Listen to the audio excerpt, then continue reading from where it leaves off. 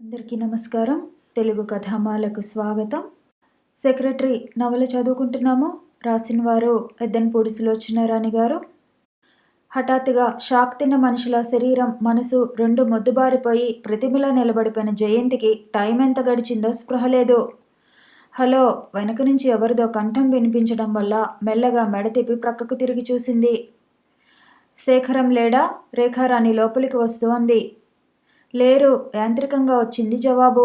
ఓహో, జయంతి ఊహించినట్టు రేఖారాణి తటపటాయించలేదు. వెనక్కి తిరిగి వెళ్ళిపోలేదు. సరాసరి గదిలోకి వచ్చి కుర్చీ లాక్కొని కూర్చుంది.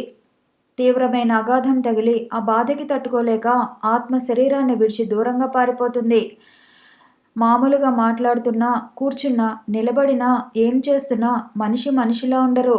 చేస్తున్న ఏ పని మీద మనసు ఉండదు. జయంతి పరిస్థితి కూడా ప్రస్తుతం అలాగే ఉంది. అలా ఉన్నావేం, ఒంట్లో బాగాలేదా? రేఖారాణి ఆప్యాయత ఉట్టిపడుతున్న స్వరంతో అడిగింది. జయంతి బాగానే ఉన్నాను అన్నట్టు తలూపింది. కూర్చో. అప్పటికి గుర్తొచ్చింది, చాలాసేపటి నుంచి నిలబడి ఉండటం వల్ల కాళ్ళు గుంజుతున్నాయని. మెల్లగా ప్రక్కనే ఉన్న కుర్చీలో కూర్చుంది. మొహం అంత పాలిపోయి ఉందేం? నిన్ను చూస్తుంటే బొత్తిగా ఒంట్లో బాగాలేని మనిషిలా ఉన్నావు. శేఖరం డాక్టర్కి ఎవరికీ చూపించలేదు? జయంతికి ఏం చెప్పాలో తోచలేదు. అవునులే, మనిషి మీద ఏదైనా ఆసక్తి ఉంటేగా వెంటనే మనసు పసిగట్టడానికి. కేవలం దయాధర్మంగా జాలి కోసం దగ్గరుంచుకున్న వాళ్ళు ఇంతకంటే ఏం బాగా చూస్తారు? లోకుల కళ్ళకి ఉదార స్వభావాలుగా కనిపించాలని తాపత్రయపడే వాళ్ళ పనులు ఇలాగే ఉంటాయి. రేఖారాణి ఏం చెబుతోందో బొత్తిగా అర్థం కాని జయంతి అరచేతుల్లోకి చూసుకుంటూ కూర్చుండిపోయింది. ఇద్దరి మధ్య నిశ్శబ్దం ఏర్పడింది. జయంతి, ఈరోజు ప్రత్యేకం నీతో మాట్లాడాలనే నేను వచ్చింది. చెప్పండి, నీరసంగా అంది. నేను చెప్పబోయేది నీకు బహుశా కష్టం కలిగిస్తే కలిగించవచ్చు. నువ్వు చిన్నదానివి, ప్రపంచపు పోకడ బొత్తిగా పసిగట్టలేని అమాయకురాలివి. ఆ సంగతి అందరికంటే నాకు బాగా తెలుసు. నిన్ను హెచ్చరించి నీ జీవితం మంచి మార్గాన పెట్టేందుకు నీ వైపు పెద్దవాళ్ళు ఎవరూ లేకపోవటం ఇంకో పెద్ద లోపం. నువ్వు ఇలా ఒంటరిగా నెలల తరబడి శేఖరం దగ్గర ఉండటం బాగాలేదు. చూసేవాళ్ళకి బాగాలేకపోతే పోనీ, కానీ నీ భవిష్యత్తుకి కూడా అది ఏమాత్రం మంచిది కాదు. అతనికి ఎంతసేపు తన ధోరణి తనదే కానీ బయట ప్రపంచపు గొడవే పట్టదు. అనేవాళ్ళు ఎప్పుడు మన దగ్గరకు వచ్చి మన మొహం మీద అంటారా చెప్పు? అక్కడక్కడ వ్యంగ్యంగా మాట్లాడుకుంటారు. ఒక విధంగా రాజశేఖరం మా అందరికీ ఆత్మీయుడు. అతని గురించి అసహ్యంగా ప్రచారం జరుగుతుంటే వినేవాళ్ళకి మాకు బాధతో ప్రాణం పోతుంది. అక్కడికి 1-2 సార్లు నేను హెచ్చరించబోతే నిర్లక్ష్యంగా తల తిప్పేసి ఊరుకున్నారు. ఎంతైనా మగవాళ్లే, కనీసం నువ్వైనా దాన్ని గురించి ఆలోచిస్తే బాగుంటుంది. జయంతి మైకం వదిలిన దానిలా తలెత్తి చూసింది. మీ ఇద్దరికి ఒకరి వల్ల ఒకరికి అనురాగం ఉంటే వెంటనే పెళ్లి చేసేసుకోండి. ఈ ముసుగులో గుద్దులాటెందుకు? అలాంటి ఉద్దేశమే ఉంటే ఈ ఆలస్యానికి అర్థమేమిటి? జయంతి కళ్ళు క్రిందికి వాలిపోయినాయి. జవాబు తీక్షణంగా, సూటిగా చెప్పాలని ఆరాటపడుతున్న హృదయం మాటల కోసం పెనుగులాడుతోంది. అసలు అలాంటి ఉద్దేశం ఏమైనా ఉన్నట్టు కనీసం ఎప్పుడైనా చూచాయగా తెలియజేశాడా నీకు? జయంతి సమాధానం చెప్పేందుకు అవకాశం ఇవ్వకుండానే, నాకు తెలుసులే, నువ్వు నోరు తెరిచి చెప్పనవసరం లేదు. నేను ఈ ప్రసక్తి తెచ్చినప్పుడు కేవలం జాలి తప్ప ఇంకేం అభిప్రాయం లేదన్నట్టు మాట్లాడాడు. అది నిజమే, కాదని ఎవరు అంటారు? నీ పరిస్థితులు అలాంటివి. కానీ చిక్కు ఎక్కడంటే ప్రపంచం అతన్ని పూర్తిగా అపార్థం చేసుకుంటోంది. వెధవలోకం, దిక్కుమాలిన సంఘం. వయసులో ఉండటమే అసలు అపరాధం అనుకో. అందరి విషయాలు వాళ్ళకే కావాలి. సహాయం చేసేవాళ్ళు, తీసుకునేవాళ్ళు నిష్కల్మషంగా ఉన్నా మధ్య వాళ్ళకెందుకో ఏడుపు. క్షణం ఆగి, ఏదైనా ప్రపంచానికి మనం అవసరం లేకపోయినా మనకి ప్రపంచం కావాలి. ఒంటరిగా బ్రతకలేం కదా అంది. జయంతి మొహం తిప్పేసుకుంది. ఈ లెక్చర్లన్నీ తనకెందుకు? సూటిగా చెప్పదలుచుకున్నదేదో ఒక్క ముక్కలో చెప్పేయకూడదు? రేఖారాణి సరిగ్గా అదే అంది. మీరిద్దరూ పెళ్లి చేసుకోదలుచుకుంటే వెంటనే చేసుకోండి. లేకపోతే అతను వెంటనే ప్రమీలను చేసుకునేలా ఒప్పించు. నేనా? అవును నువ్వే. నువ్వు కాకపోతే ఇంకెవరు? అతను స్వయంగా ఏది స్పష్టంగా చెప్పలేకపోతున్నాడు. కారణం నాకు తెలుసు. ఇన్ని రోజులు జాలితో నిన్ను దగ్గరుంచుకున్నందుకు అతని పరిస్థితి అడ్డకత్తెర మధ్య పోకలా తయారైంది. అందుకే నిన్ను స్పష్టంగా నేను నొక్కి 10 సార్లు మరీ అడుగుతుంది. అతనికి నీ మీద ఉన్నది కేవలం జాలేనా, లేక? నాకెలా తెలుస్తుంది? జయంతికెందుకో ఆ గదిలో గాలి లేనట్టు, ఊపిరి ఆడనట్టు అనిపించింది. తెలియదంటే ఎలా? నువ్వేమైనా వయసు వికసించిన దానివి. ఆ మాత్రం అర్థం చేసుకోలేదంటే ఎవరు మాత్రం ఎలా నమ్ముతారు? ఆడవాళ్ళకి ఎదుటి వాళ్ళు అభిమానిస్తున్నారో, అసహ్యించుకుంటున్నారో గ్రహించే శక్తి పుట్టుకతో వస్తుంది. నువ్వేం పసిపిల్లవి కాదుగా. క్షణం క్రితం నువ్వు పసిదానివి, నీకేం తెలియదు అన్న పెద్ద మనిషి. క్షమించాలి, ఇందులో నేను చేయగలిగిందేమిటి? నాకేం కనిపించడం లేదు, లేవబోతూ అంది. శేఖరం అంటే నీకే విధమైన ఆసక్తి లేదని చెప్పు. అంటే లేవబోతున్నదల్లా ఆగిపోయింది. క్షణం సేపు గుండెలు కొట్టుకున్నాయి. శేఖరం అంటే తనకు ఆసక్తి లేదు, అతనంటే అసహ్యం ఉన్నమాట నిజమే, కానీ ఆ అసహ్యం అతని మీదున్న గౌరవాన్ని కాస్తంత కూడా తగ్గించడం లేదే.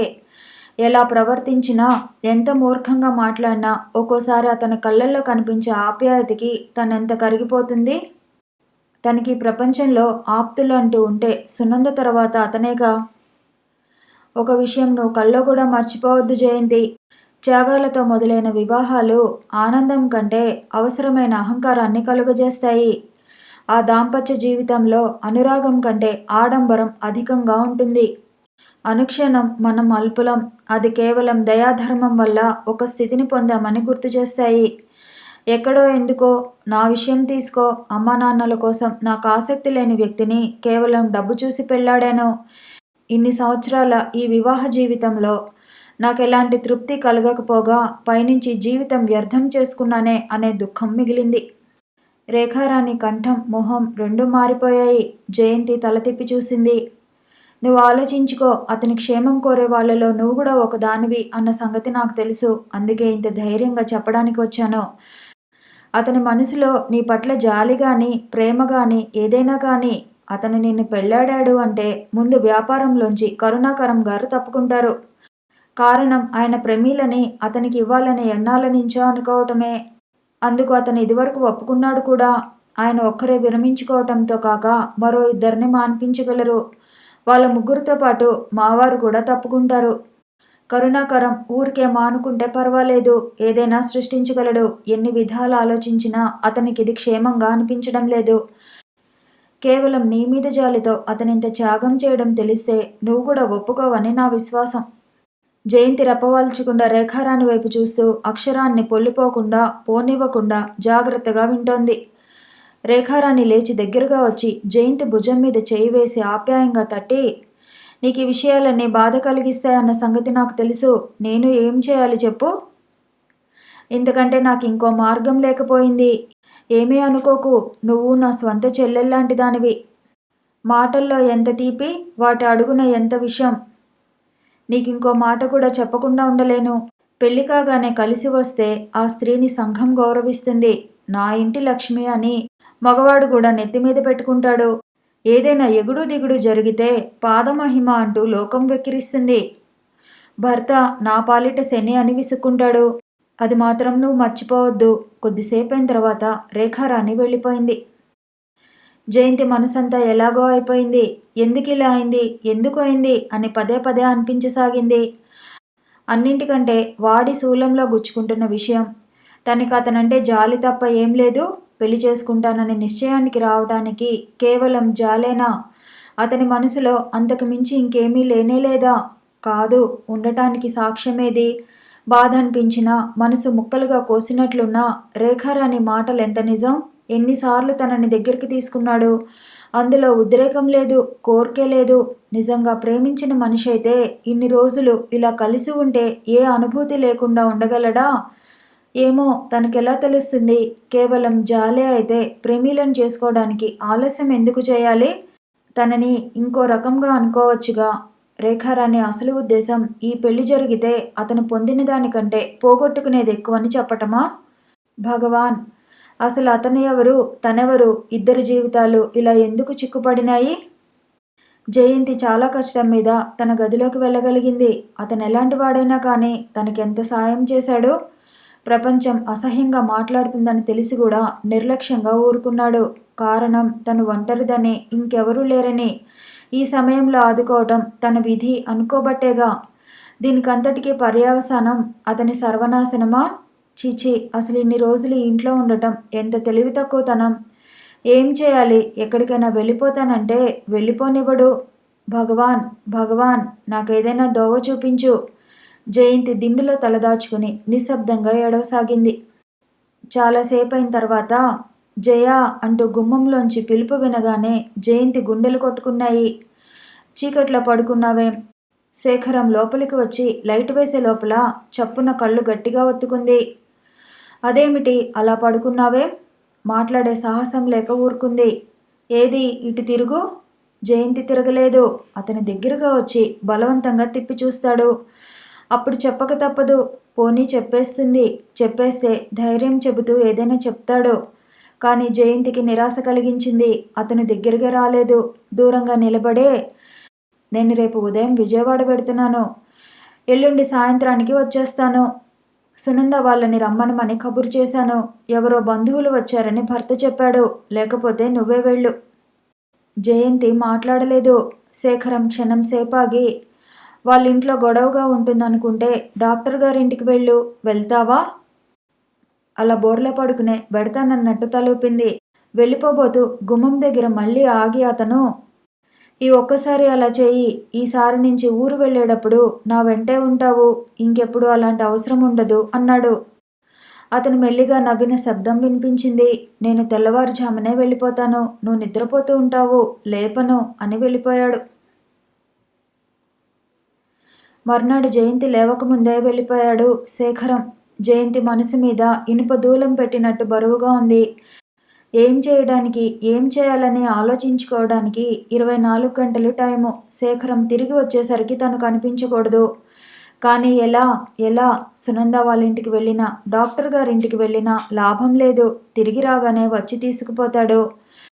అతని మాటల్లో మృదుత్వమే గాక కళ్ళలో ఏదో ఆకర్షణ పెంపుడు కుక్కలా వెంట వెళ్ళిపోయేటట్లు చేస్తుంది. సాయంత్రం కూడా అయింది. జయంతికి ఎంత ఆలోచించినా ఏ మార్గం దొరకలేదు. మా బాస్ లేడా? శివరాం దగ్గరగా వచ్చి అడిగినప్పుడు గాని అతను వచ్చినట్టు గుర్తించలేదు. శివరాం అనుకోకుండా అతను కనిపించేసరికి ప్రాణం లేచి వచ్చింది. ఇదేమిటి ఇంతసేపు ఆలోచనలో ఒక్కసారి కూడా ఇతను గుర్తుకు రాలేదే? ఏమిటి అలా ఒంటరిగా కూర్చున్నారే తపస్సు చేస్తున్నట్టు? తపస్సు కాదు, ప్రార్థన.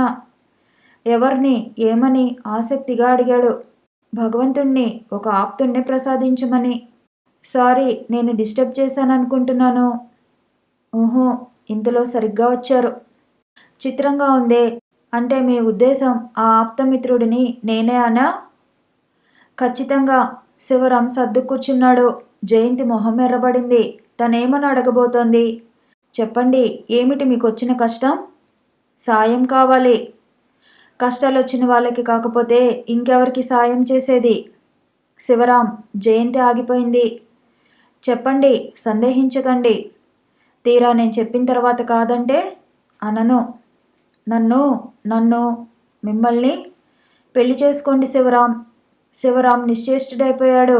ఇద్దరి మధ్య నిశ్శబ్దం ఏర్పడింది. శివరాం, ఇలా సూటిగా అడిగేశానని నన్ను సిగ్గులేని దానిలా అనుకోవుగా? శివరాం ఇంకా చూస్తూనే ఉన్నాడు. నువ్వు సరేనంటే మనం రిజిస్టర్ మ్యారేజ్ చేసేసుకుందాం. శివరాం కొద్దిగా తెప్పరిల్లాడు. నేనెప్పుడు దేనికి బాధ పెట్టను. కావాలంటే కాగితం మీద వ్రాసి ఇస్తాను. శివరాం, ప్లీజ్, ఈ ఇంట్లో ఒక్క క్షణం కూడా నేను ఉండలేను. నన్ను దీని నుండి రక్షించాలి నువ్వు. ఎంతసేపటికి సమాధానం రాకపోయేసరికి జయంతి అనుమానంగా తలెత్తి చూసింది. శివరాం మొహం పాలిపోయి ఉంది. వచ్చినప్పుడున్న హుషారు మచ్చుకి కూడా లేదు. చెప్పు, నేనంటే ఇష్టం లేదా? ఉంది, కానీ. అమ్మయ్య, క్షణంలో ఎంత బాధ పెట్టావు. జయంతి, చెప్పు. కానీ కానీ ఏమిటా సందేహం? ఓ, నాకు తెలుసులే, అర్థమైంది. శేఖరం ఏమైనా అంటాడనేగా? అంటానికి అతనెవరు మధ్య మనిద్దరం ఇష్టపడి పెళ్లి చేసుకుంటుంటే. అది కాదు. ఏది కాదు? కానీ జయంతి మళ్ళీ ఆగిపోయాడు. త్వరగా చెప్పు. నిన్నెప్పుడు నేను ఆ దృష్టితో చూడలేదు. పోన్లే, మంచివాడివి కాబట్టి నీకు అలాంటి ఉద్దేశాలు రావని నాకు తెలుసు. అందుకే నాకు నచ్చావు. శివరాం చేష్టలుడిగిన వాడిలా చూడటం మొదలుపెట్టాడు. నిజంగా నేను మనస్ఫూర్తిగా చెబుతున్నాను. నీకేం అభ్యంతరం లేదుగా? చటుక్కుని లేచి కిటికీ దగ్గరగా వెళ్ళి బయటకు చూస్తూ నిలబడిపోయాడు. జయంతి లేచి వెనకాలే వెళ్ళింది.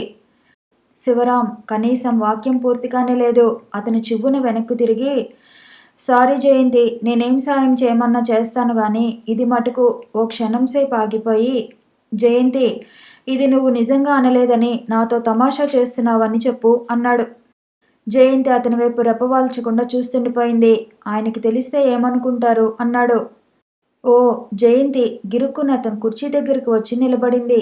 నాకు తెలిసిందిలే అతనికి ఏం జవాబు చెప్పవలసి వస్తుందోనని నీ భయం. కాదు, ఇంకేమిటి? శివరాం మౌనం వహించాడు. ఛీ, నువ్వింత పిరికివాడవని కల్లో కూడా అనుకోలేదు. నాది పిరికితనం కాదని తర్వాత తెలుస్తుంది. నా మాట విని ఇలాంటి ఆలోచనలు కనుచూపు మేరలోకి కూడా రానివద్దు. నీ సలహాలు నాకు అవసరం లేదు, విసురుగా అంది జయంతి. ఇద్దరూ చాలాసేపు నిశ్శబ్దంగా నిలబడిపోయారు. జయంతికి సిగ్గుతో అవమానంతో ప్రాణం పోతోంది. నే వెడతాను. ఈసారి ఆయన కనిపిస్తే మిమ్మల్ని ఇలా ఒంటరిగా ఉంచటం మంచిది కాదని ఎప్పుడు వెంట ఉంచుకోమని సలహా కూడా చెప్తాను జయంతి. తొందర అభిప్రాయాల వాళ్ళకి ఒంటరితనం ఎంత హాని చేస్తుందో నాకు తెలుసు. శివరాం అందేంత దూరంలో ఉంటే చాచి చెంప మీద కొట్టాలన్నంత కోపం వచ్చింది. కళ్ళల్లో కోపం నిప్పులు చెరిగింది. అప్పటికే అతను వెళ్ళిపోయాడు. కారు వద్దని డ్రైవర్ని పంపేసి సునంద వాళ్ళ ఇంటికి బస్సు మీద వెళ్ళటానికి ఒంటరిగా బయలుదేరింది జయంతి. రబ్బరు బంతి నేల మీద కొట్టగానే పైకెగిరినట్టు జీవితం శేఖరాన్ నుంచి ఎంత దూరంగా పారిపోవాలని ప్రయత్నిస్తే అంత దగ్గరికి లాగుతోంది. ఇహ తప్పదు. ఎవరిని అడిగినా ఒకటే సలహా, ఒకటే మాట. ఎవరిని అడగకుండా చేసేందుకు తనకి స్వయంగా ఏ ఉపాయం తోచడం లేదు. ఏం చేయాలి? పరధ్యాసగా రోడ్ల మీద నడుస్తున్న జయంతి వెనక నుంచి వస్తున్న కారుని గమనించలేదు. బోయిమంటూ మోగిన హారన్తో కారు ప్రక్కకెళ్ళి సడన్ బ్రేకుతో కారు ఆగిపోయింది. డ్రైవర్ కోపంగా చూశాడు. జయంతి కూడా అతని వైపే చూసింది. అరే మీరా, చంపారు పొండి. క్షణంలో ఈరోజు నా చేతుల్లో మీ చావుని తప్పించుకున్నారు. కారులోంచి దిగి వస్తున్న ప్రకాశం నవ్వుతూ అన్నాడు. ఈ మధ్య అతను కనిపించి చాలా రోజులైంది. మనిషి ఇదివరకు కంటే కొద్దిగా చిక్కినట్టు, ఇంకొంచెం పొడిగినట్టు కనిపిస్తున్నాడు. సారీ అంది జయంతి. క్షమాపణల తర్వాత ఈ విచిత్రమేమిటి? మీరు కాలినడకని బయలుదేరారు. ఎందుకు? కేవలం నాలాంటి వాళ్ళని జైలుకి పంపాలని కాబోలు. ఆమె మాట్లాడలేదు. ఇదివరకు తను గడిపిన జీవితం వాళ్ళంతా మర్చిపోయినట్టున్నారు. చెప్పండి, ఎందాక? సునంద వాళ్ళ ఇంటికి రండి, నేను డ్రాప్ చేస్తాను. జయంతి క్షణం సేపు ఆలోచించి వచ్చి కూర్చుంది. ప్రకాశం డ్రైవ్ చేస్తున్నాడు. జయంతి మళ్ళీ ఆలోచనల్లోకి జారిపోయింది. మీకు అభ్యంతరం లేకపోతే నా రూమ్ ఇక్కడే, ఒక కప్పు కాఫీ తాగి వెడుదురుగాని. పరధ్యానంగా ఉన్న జయంతి సమాధానం చెప్పలేదు. ప్రకాశం మౌనాన్ని అంగీకారంగా తీసుకున్నాడు. కారు తెల్లగా చిన్నగా ఉన్న ఓ డాబా ముందుకు వచ్చి ఆగింది. అదేమిటి? అంది జయంతి ఆశ్చర్యంగా. మా ఇల్లు, ఓ అరకప్పు కాఫీ తాగి వెడుదురుగాని. జయంతి సందేహంగా చూస్తూ కూర్చుంది. దిగండి, పర్వాలేదు. నేను అదృష్టంగా భావిస్తున్న దాన్ని మీరు అనవసర భయాలతో నిర్లక్ష్యం చేసి వెళ్ళిపోవద్దు. జయంతి దిగి లోపలికి వచ్చింది. గది కంటే పెద్దగా, హాలు కంటే చిన్నగా ఉన్న రూము. మంచం, గోడకున్న అల్మారాలో నీట్గా పెట్టుకున్న పుస్తకాలు యజమాని వ్యక్తిత్వాన్ని చాటడానికి, చేతనైనంత వరకు చెప్పడానికి ప్రయత్నిస్తున్నాయి. ప్రకాశం గోడకున్న ఫ్లాస్క్ తీసి బాయ్ని పిలిచి కాఫీ తెమ్మని చెప్పాడు. అరే ఇదేమిటి? మోకాల మీద గడ్డ మాంచుకొని చూస్తున్నదల్లా తన ఫోటోని చూసి తెల్లబోయింది. ప్రకాశం గిరుకున వెనక్కి తిరిగి చూసి వెంటనే సర్దుకుంటూ, ఓ అదా, హిమాయత్ సాగర్ దగ్గర ఆ రోజు పిక్నిక్కు వెళ్ళినప్పుడు మీకు తెలియకుండా నేను తీసుకున్నాను. ఎంత ధైర్యం? మొహంలో కోపం కనిపిస్తుండగా అంది. అందమైన వస్తువుని ఆరాధించటంలో ధైర్యం ప్రసక్తి ఏం లేదు. మీకు అభ్యంతరం ఏమైనా ఉంటే ఆ ఫోటోని మీరు తీసుకెళ్ళిపోవచ్చు. కానీ వెనుక ప్రజెంటెడ్ బై ప్రకాశం అని రాసి కానీ ఇవ్వను. ఈ ఫోటో ఇక్కడ చూస్తే ఎవరైనా ఏమనుకుంటారు? ఎవరు చూడరు. అసలు దాని స్థానం నా పెట్టెలో ఉదయం ఎందుకో సర్దుతూ తీసి టేబుల్ మీద పెట్టి మర్చిపోయాను. అందాన్ని పొందాలంటే అదృష్టం కావాలి. ఆరాధించడానికి టైం ఉంటే చాలనుకుంటాను అన్నాడు. బాయ్ కాఫీ తీసుకురావటంతో ప్రసంగం ఆగిపోయింది. చెప్పండి, ఇంకేమిటి విశేషాలు? శివరాం ఈ మధ్య కలిశాడా? కాఫీ కప్పు అందిస్తూ అడిగాడు.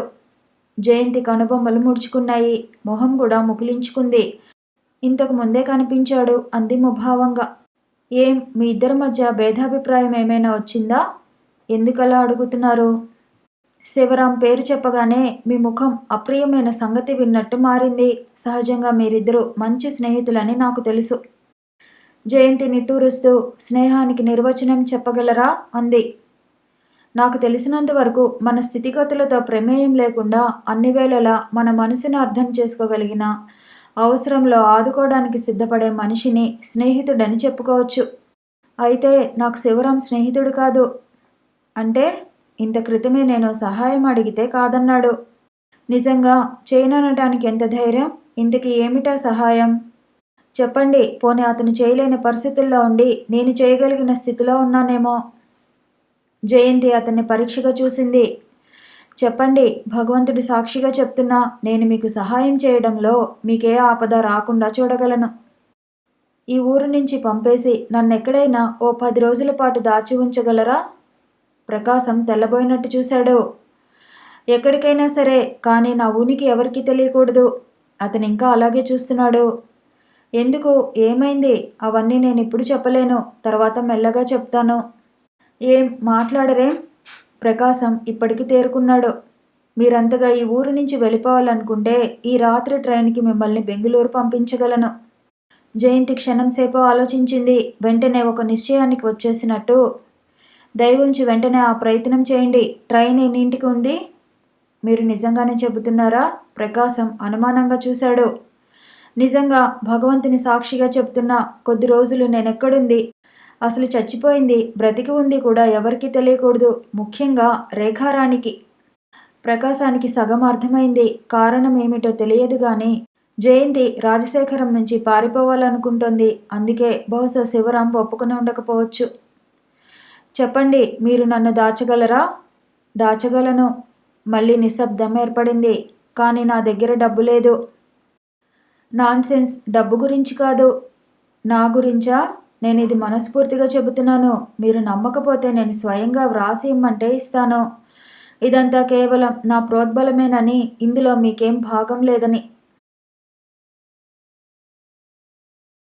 థ్యాంక్స్. వద్దు, మీ మాట చాలు. ప్రకాశం టేబుల్ దగ్గరికి వెళ్ళి ట్రైన్ గేట్ తీసి చూశాడు. 3:30కి ట్రైన్ ఉంది, కాచిగూడ నుంచి. దానికి పంపే ఏర్పాటు చేయగలరా అంది. చేయగలను. చేతి వాచి చూసుకుని, ఇంకా చాలా టైం ఉంది. నేనిప్పుడే బజారుకి బజార్ ఎందుకు?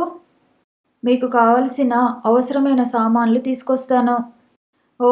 జయంతికి ఏం చెప్పాలో తోచలేదు. త్వరగా వచ్చేస్తాను. ఈ లోపల మీరింకా బాగా ఆలోచించుకోండి.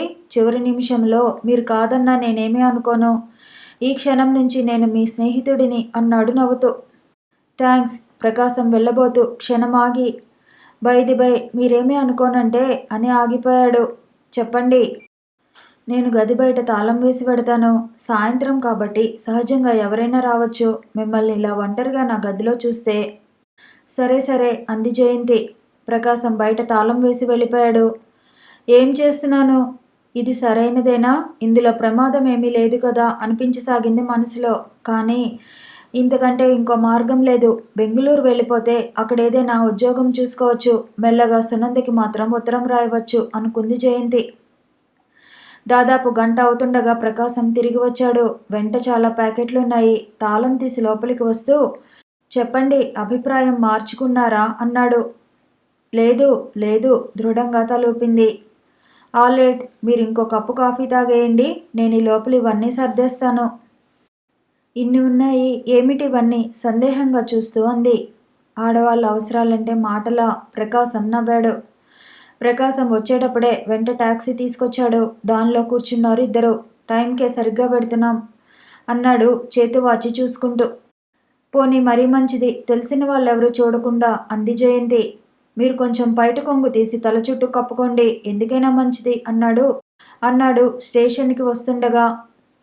జయంతి చటుకున పైట తీసి తల చుట్టూ తిప్పుకుని కొంగు ముందుకి లాక్కుంది. బాగున్నారు. హిందీ సినిమాల్లో పేరు గుర్తుకు రావటం లేదు. ఒక హీరోయిన్. అదిగో ట్రైన్ వస్తోంది. జయంతి గబగబా నడిచింది. ట్రైన్లో కూర్చుంది. కదలటానికి ఇంకా కొద్ది నిమిషాల వ్యవధి ఉంది. జయంతి గుండెలు గబగబా కొట్టుకుంటున్నాయి. శేఖరం హఠాత్తుగా తిరిగి వచ్చేస్తే, తనని ఎవరైనా చూస్తే. ట్రైన్ కదిలింది. ట్రైన్ కదిలిపోతోంది. మీరు దిగండి అంది తనకెదురుగా నిలబడి ఉన్న ప్రకాశంతో. అప్పటికే ట్రైన్ కదిలింది. దిగండి దిగండి ఆత్రంగా అంది. ప్రకాశం కంగారు పడలేదు, కదల్లేదు. ప్యాంటు జేబులోంచి సిగరెట్ తీసి వెలిగించుకుంటూ, నేను వస్తున్నాను. ముక్కు మొహం తెలియని సిటీకి మిమ్మల్ని ఒంటరిగా పంపటం నాకిష్టం లేదు అన్నాడు. జయంతి కళ్ళు పెద్దవి చేసుకుని చూడసాగింది. భయపడకండి, మీకక్కడ అన్ని సదుపాయాలు చూసి తిరిగి వచ్చేస్తాను అన్నాడు ఎదురుకుండా బెర్త్ మీద కూర్చుంటూ. ట్రైన్ పూర్తి వేగంతో చకచకా వెళ్ళిపోతోంది. వెనక్కి తల అంచి కూర్చున్న జయంతి బయటికి చూస్తోంది. గాఢాంధకారంలో అభాగ్యుల జీవితంలో ఆత్మీయుల్లా దూరంగా ఎక్కడికో 1 నక్షత్రం మినుకు మినుకుమంటోంది. ఆ కాస్త కాంతి కూడా నిలవటం లేదు. ట్రైన్ ప్రక్కకి తిరగటంతో, ముందుకి సాగటంతో ఒకసారి తలుక్కుమని వెంటనే మాయమవుతోంది. ఎంత టైం గడిచిందో స్పృహ లేదు. జయంతికి ఎదురుగా కూర్చుని ఉన్న ప్రకాశం లేచి క్రింద ఉన్న బెడ్డింగ్ లాగి పరవటం ప్రారంభించాడు. జయంతి కూర్చున్న సీటు మీద ఒక అరవావిడ, 10-12 చిన్నపిల్ల తప్ప ఇంకెవరూ లేరు. ప్రకాశం ప్రక్కన 3 మగవాళ్ళున్నారు. చలేస్తోంది, తనలో తను అనుకుంటున్నట్టుగా అన్నాడు ప్రకాశం. అప్పటికే అతని శరీరం వణుకుతోంది. పళ్ళు పటపటలాడుతున్నాయి. బెడ్డింగ్లోంచి రగ్గు ఒకటి ఉతలకు లాగాడు. అయ్యో, అదేమిటి అంత వణుకుతున్నారు? చలి జ్వరమా? జయంతి ప్రక్కన కూర్చున్న ఆవిడ అడిగింది. జయంతి మాట్లాడలేదు. ప్రకాశం రగ్గు తీసి ఒంటి నిండా కప్పుకొని ముడుచుకుపోయి కూర్చున్నాడు. అరే, అక్కడెలా కూర్చుంటారు? ఇటు వచ్చి పడుకోండి, మేము అటు కూర్చుంటాం సానుభూతిగా అంది అరవావిడ. అందరూ జయంతి వైపు, ప్రకాశం వైపు మార్చి మార్చి ప్రశ్నార్థకంగా చూస్తున్నారు. రండి, పర్వాలేదు. అరవావిడ లేచి నిలబడటంతో అతను థ్యాంక్స్ చెప్పి జయంతి వైపు వచ్చాడు. తూలిపడబోయిన అతన్ని ప్రక్కనున్న ఒకతను చేయి ఊతం ఇచ్చి నిలబెట్టాడు. ప్రకాశం వచ్చి ఆమె బెర్త్ మీద పడుకున్నాడు. ఏం చేయడానికి తోచగా ఇంకెక్కడా కూర్చోడానికి స్థలం లేకపోవటంతో జయంతి లేచి నిలబడి చుట్టూ చూడసాగింది. ప్రకాశం చేయి జాచి జయంతి చీరకొంగు పట్టుకొని, ఇక్కడ కూర్చో, నాకు గంటలో తగ్గిపోతుంది అన్నాడు. మరెక్కడా స్థలం లేకపోవటంతో ఆమెకు అతని ప్రక్కన కూర్చోక తప్పలేదు. చూడు, జ్వరం కూడా ఉందా? ఆమె చేతిని తన నుదుటికి తాకించుకుంటూ అన్నాడు.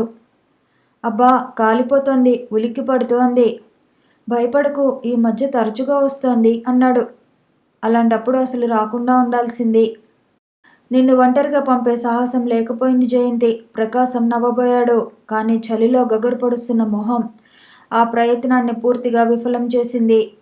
ప్రకాశం గంటలో తగ్గుతుందన్నాడు. 2-3 గంటలైనా తగ్గలేదు. చాలాసేపు అయిన తర్వాత నిద్రపోయాడు. జయంతికి మతిపోయినట్లు అనిపించసాగింది. ఏం చేస్తోంది తను? ఎక్కడుంది? ఇలా ప్రకాశం ప్రక్కన కూర్చుని రైల్లో వెళ్ళిపోవటం వాస్తవమేనా? లేక ఒంటరిగా కూర్చున్నప్పుడు అనేక రకాల ఆలోచనలతో కూడిన ఒక ఆలోచన ప్రకాశంతో ఇలా వచ్చేస్తున్నందుకు వికృతమైన ఫలితాలేవి తన మీద విరుచుకు పడబోవటం లేదు కదా? ఇంటికి రాగానే తను లేదని తెలిసేసరికి శేఖరం ఏమనుకుంటాడు?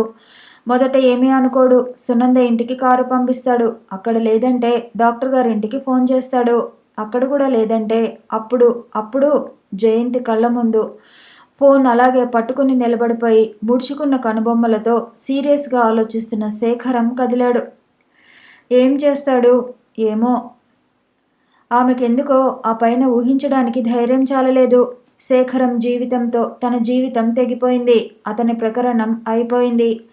చీకట్లోకి చూస్తూ పరధ్యాసగా ఆలోచిస్తున్న జయంతి ప్రకాశం కదలటంతో కళ్ళు విప్పి ఇటువైపు చూసింది. ఒకసారి అటు ఇటు కదిలిన అతను క్షణంసేపు తనెక్కడున్నాడని తెలియనట్లు, జయంతి కళా నిజమా అన్నట్లు విచిత్రంగా చూశాడు. తర్వాత మెల్లగా అతని కళ్ళల్లో ఆ భావం మాయమైంది. పెదవులు చిరునవ్వుతో విచ్చుకున్నాయి. చొరవగా ఎడమ చేతిని జయంతి ఒడిలో వేస్తూ, టైం ఎంతైందో చూడు అన్నాడు. అతని చేతిని మెల్లగా తీసేస్తూ 4:30 అంది. ఇంతసేపు అలాగే కూర్చున్నావా? నడుం నొప్పి పుట్టడం లేదు? జయంతి లేదన్నట్టు తలూపింది. కళ్ళు మంటలుగా లేవు? నేను లేవనా? పడుకుంటావా? కంఠాన్ని బట్టి అతను చాలా నీరసంగా ఉన్నాడని స్పష్టంగా తెలుస్తోంది. వద్దు, ముక్తసరిగాని లేవబోతున్న అతన్ని వారించింది. ప్రకాశం మాటల్లో చొరవ, అతని మాటల ధోరణి చూసి బెదిరిపోతున్న మనసుని బలమంతా ఉపయోగించి పట్టుకొని, బుద్ధి లేదు, ఈ సమయంలో ఇలా చేస్తే నేనేమైపోవాలని? ధైర్యంగా నిలబడాల్సిన పరిస్థితులు. నువ్వు బెదిరి పారిపోతే దిగజారిపోవటం తప్ప నీకింకో మార్గం లేదు. నాకు ధైర్యం ఇవ్వు. కొత్త పరిస్థితుల్లో ఎన్ని సమస్యలొచ్చినా ఎదుర్కోగల శక్తి ఇవ్వు అని తన మనసుని తనే బ్రతిమిలాడటం ప్రారంభించింది. ప్రకాశం మళ్ళీ కొద్దిసేపట్లో అలా జయంతి వైపు చూస్తూనే నిద్రలోకి జారిపోయాడు. అతని చేయి మటుకు ఆమె చేతిని గట్టిగా పట్టుకునే ఉంది. జయంతి ఈసారి తీసేయాలని గాని విదిలించాలని గాని ప్రయత్నించలేదు. లాభం లేదు జయంతి, ఎక్కడా ఒక్క రూమ్ కూడా ఖాళీ లేదు. ఊళ్ళో ఏదో సభలు జరుగుతున్నాయట. ప్రకాశం బయట నిలబెట్టి ఉన్న టాక్సీ దగ్గరికి నీరసంగా తిరిగి వస్తూ అన్నాడు. ట్రైన్ దిగినప్పటి నుంచి తిరుగుతున్నాడు. ఎంత గాలించినా ఎక్కడా ఒక్క హోటల్లో కూడా ఖాళీ లేదు. ఇప్పుడెలా, ఏం చేద్దాం? సగం దిగులుగా సగం ఆదుర్దాగా అంది జయంతి. ప్రకాశం క్షణం సేపు ఆలోచించి టైం చూసుకుని వచ్చి టాక్సీలో కూర్చుని ఏదో వీధి పేరు చెప్పి పోనీయి అన్నాడు. ఎక్కడికి? అంది జయంతి. ప్రసాద్ అని నా స్నేహితుడు ఒకడున్నాడు, అతని దగ్గరికి. పర్వాలేదా? కంగారుగా అంది. అతనుంటే పర్వాలేదు, పెళ్లి పెటాకులు కాలేదు, ఒంటరిగాడే కాబట్టి అంత ఇబ్బంది లేదు. ఈరోజు రేపు ఎలాగో అతని రూమ్లో తంటాలు పడితే తర్వాత రూమ్ దొరకవచ్చు మనకి అన్నాడు. ఇద్దరి మధ్య నిశ్శబ్దం ఏర్పడింది. టాక్సీ చిన్నగా ఉన్న ఓ సందులోకి మలుపు తిరుగుతుండగా వాడు డాక్టర్, క్షణం తీరుబడి ఉండదు, ఇంట్లో ఉన్నాడో లేడోనని నా భయం అన్నాడు. వాళ్ళ అదృష్టం, ప్రసాద్ అనే అతను ఇంట్లోనే ఉన్నాడు. మొదట ప్రకాశం మాట్లాడి వచ్చి జయంతిని దిగమన్నాడు.